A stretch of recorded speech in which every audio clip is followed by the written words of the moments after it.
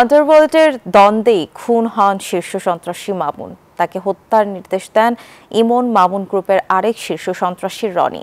সংবাদ সম্মেলনে এ তথ্য জানান ঢাকা মহানগর ডিবির প্রধান শফিকুল ইসলাম। বলেন, শীর্ষ সন্ত্রাসী ইমন এই হত্যার সঙ্গে জড়িত কিনা তা তদন্ত করা হচ্ছে। জানান, হত্যার জন্য 2 লাখ টাকার চুক্তি হয় শুটারদের সঙ্গে।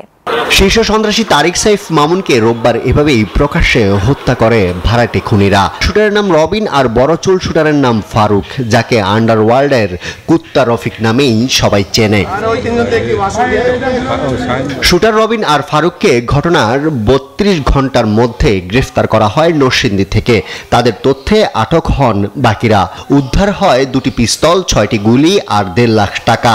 ডিবি বলছে 2 লাখ টাকায় মামুনকে হত্যার চুক্তি হয়। রনির প্রদত্ত 2 লাখ টাকা রুবেল, শুটার ফারুক ও শুটার রবিনকে প্রত্যেককে 1 লাখ টাকা করে প্রদান করে। সন্ত্রাসী রনির পরিকল্পনার নির্দেশে সন্ত্রাসী রুবেলের মাধ্যমে সন্ত্রাসী ফারুক ও রবিন শামীমকে ঢাকা থেকে সিলেটের উদ্দেশ্যে পাঠানো হয়। কিলিং মিশনে এখন পর্যন্ত 9 জনের সংশ্লিষ্টতা পেয়েছে গোয়েন্দা পুলিশ। পুলিশ বলছে, হত্যার আগের রাতে মিরপুরের শীর্ষ সন্ত্রাসী রনির বাসায় হয় পরিকল্পনা। এই রনি একসময় ইমন মামুন গ্রুপের অন্যতম সহযোগী ছিলেন। রনি এই খুনের নির্দেশদাতা হলেও 5 আগস্টের পর জামিন পাওয়া শীর্ষ সন্ত্রাসী ইমনের সাথে জড়িত কিনা তাও খতিয়ে দেখছে আইন শৃঙ্খলা বাহিনী। ইমন একসময় রনি এবং মামুন তারা সব একই গ্রুপে ছিল, এটা আমরা প্রাথমিকভাবে জানছি। এখন আমরা তাদেরকে ধরে নিয়ে এসেছি, এটা under investigation.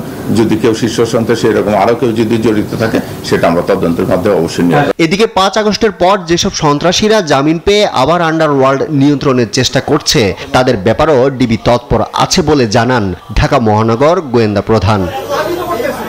Ariful Islam, news 24, Dhaka.